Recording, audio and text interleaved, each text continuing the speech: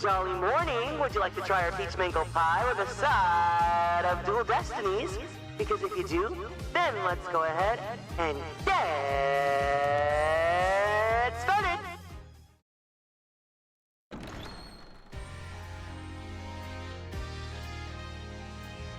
Hi, hey, welcome in, everyone. I hope you're doing well. Hi, hey, everyone. Welcome in, welcome in, welcome in. Hope you guys are all doing good today. Thank you guys so much for stopping by. Misaki, thank you so much for being first. Rihanna, welcome in. Hello.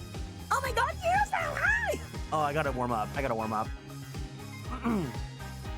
Misaki, welcome in. And May, good morning to you too. Or hello to you, and good morning to Aaron.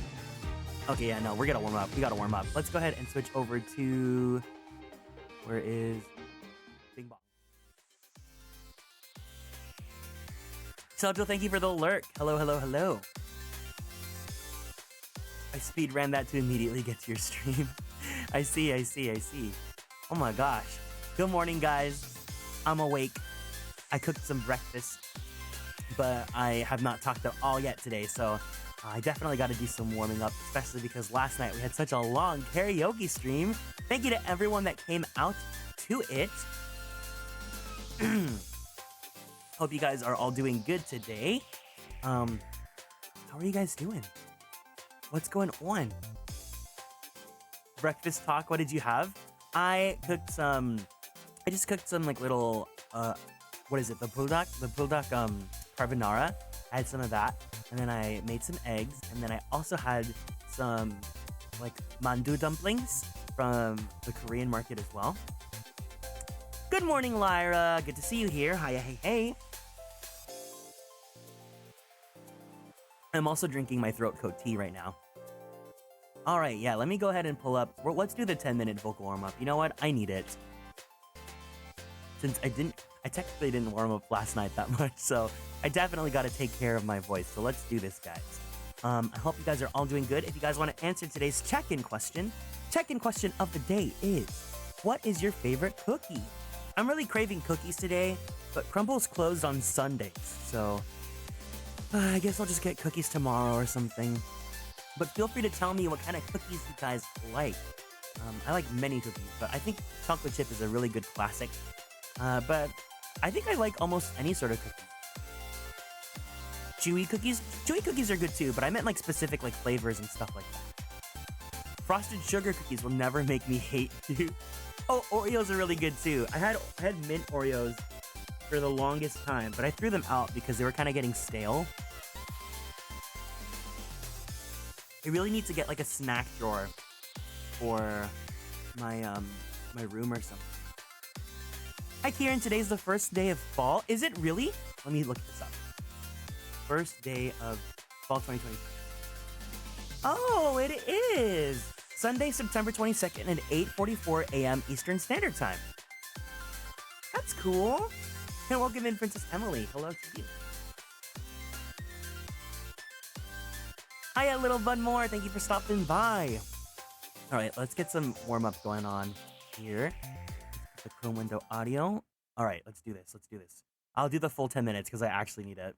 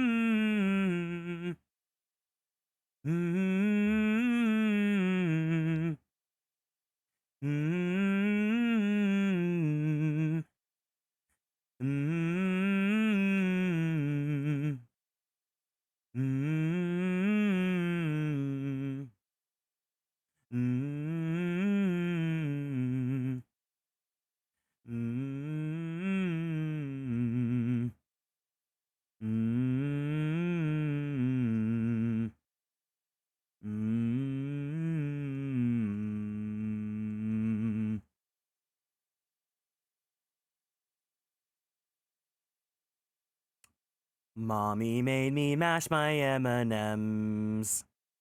Mommy made me mash my M&Ms. Mommy made me mash my M&Ms. Mommy made me mash my M&Ms. Mommy made me mash my M&Ms. Mommy made me mash my M&Ms. Mommy made me mash my M&Ms. Mommy made me mash my M&Ms. Mommy made me mash my M&Ms. Mommy made me mash my M&Ms. Mommy made me mash my M&Ms.